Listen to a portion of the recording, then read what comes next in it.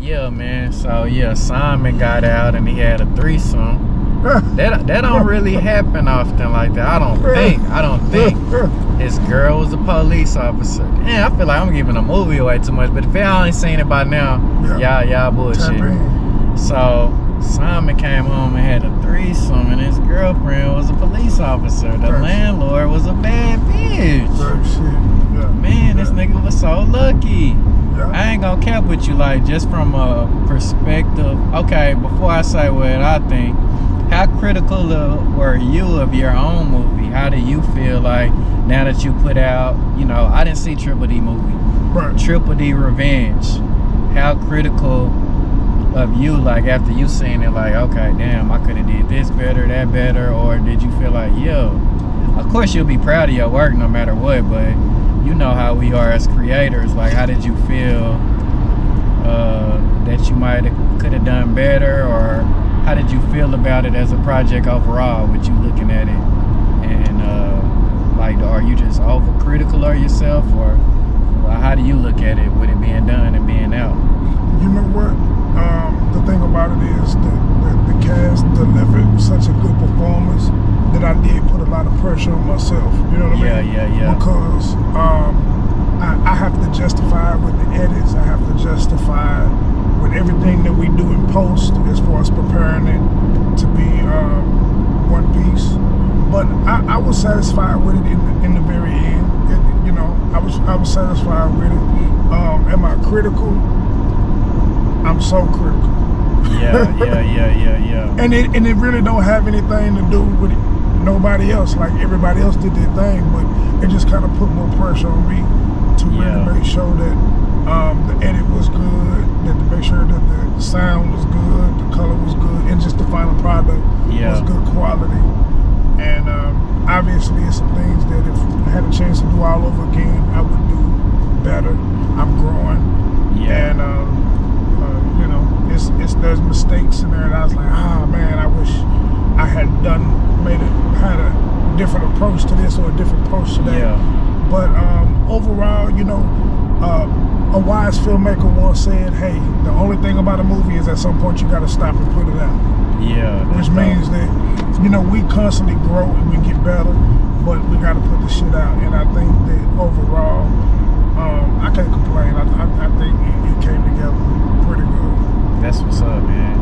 And yeah, as far as the sex scenes that you had in there, like, I was wondering how hard it is to record a sex scene without really showing the titties like that. Like, the first angle, the first sex scene I seen, they really wasn't, you know what I'm saying, showing it much. I was like, how the hell is it so intense? And the angles are still, like, that was great cinematography to me, because it was still showing a lot without showing a lot. Man, you know what? I actually appreciate that, because some people say, shit, you know, I showed too much, or I did show a lot. So I mean, I did my best to try and make it tasteful. It was a good balance. Yeah, I did my best to try to make it tasteful. You know what I mean? I thought that was difficult to do. Again, just had a really good team, and at the end of the day, you want love scenes and sex scenes to be somewhat of a tease and enticing without giving everything away. And I always want to embellish my actors and actresses and make sure that it's art, you know what I'm saying, and less about it being super duper rush, you know what I mean? So, you know, the bottom line is, you know, I did my best to make it tasteful. That's what's up. And then all of I know you say you had a lot of auditions and you handpicked some, but that guy was so damn evil. I'm sorry, I can't think of the main villain name. Big Lou. Why I forget his name? That nigga is evil than a motherfucker, man. Like, where'd you get that guy from, Big Lou? What'd you say, Brandon?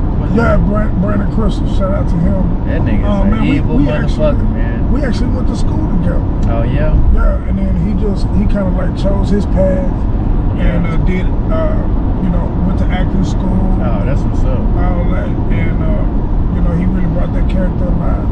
I can't really complain, man. Now you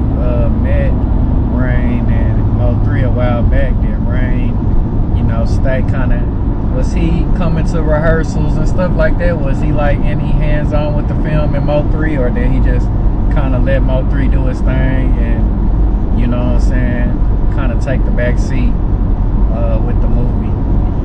Yeah. Cause I seen him have a cameo in there at North. Looked like y'all was at North Park. Yeah. Rain was a big part of it. He was a big part of making sure that 3 got there, and he was a big part of you know, just getting everything together as far as like a couple other cameos and, you know, the promotion and all that. Rain was a big part of it, man. Shout out to my guy. That's what's up. Yeah, that's what's up. Yeah, he definitely, I call him Don King, cause that nigga can definitely promote some shit, man. Yeah, he gonna connect the dots. Yeah. And I love it, man. It's something so great for the city. Something definitely that should be appreciated, man. Something monumental. Something I'm not really sure that could be duplicated. You know what I'm saying? That I'm just tapped into you. I'm not really sure. Is it any other directors, anybody doing something similar in the city? Yeah, man. Shout out to the whole filmmaking community in the city. Yeah, it's a lot of dope directors that's really doing their thing. I don't want to start naming and forget nobody, but yeah, it's a lot of. I want to say a couple months ago, I went to like 8 red carpet premieres. Oh, that's dope. I mean? That's dope. Yeah. So I need to tap in and. Yeah, nah, for sure. I think. See, when you was asking about Dallas, that's one thing we need to do. Like, just even on the filmmaking community, we need a magnifying glass. It's so much more than just Pt.4 Revenge. It's so much more than just Mista E. It's bigger than me. You know what I'm saying? Yep. And man, I want all the filmmakers to get their shine. Yep. You know what I mean? Yeah, that's dope. That's another part of what I'm saying, that market. But I think it's coming. It's bubbling. It's sizzling. And I think 2024 is the year where it's finna explode, man. Oh yeah, I'm definitely about to bust loose with Juice. We got some major shit coming. You know what I mean? Now, was there any shout outs or anything you had to get off your chest, man, before we got out of here? Yeah, man. Shout out to the city of Dallas. Shout out to the cast and crew, Pt.4 Revenge. I can't say enough that if it wasn't for them, the movie wouldn't be what it was. Man, I had my DP, I had an excellent team. Jamal, you know what I'm saying? Just, man, shout out to the culture. Yeah. You know what I'm saying? I love black filmmaking. Yeah. And Lord said the same. I'm gonna be amongst the best, man. Most of all, shout out to goddamn me, you know, the podcast, you know what I'm saying? The driver's seat podcast. Man, appreciate that, man. So that's my first shout out. Hey, listen. I had my nigga all at DGs, you know what I'm saying? Yeah. In the mix. Yes, Come on back through, man. I appreciate that. I appreciate that. Shout out to DGs and the Big Show. Shout out to the DGs, man. Big Show. Boss man, I'm still working. I'm still doing what I'm supposed to be doing. Definitely some love. Definitely some motion in DGs Kane, on Thursday night, man. What's up, Kane?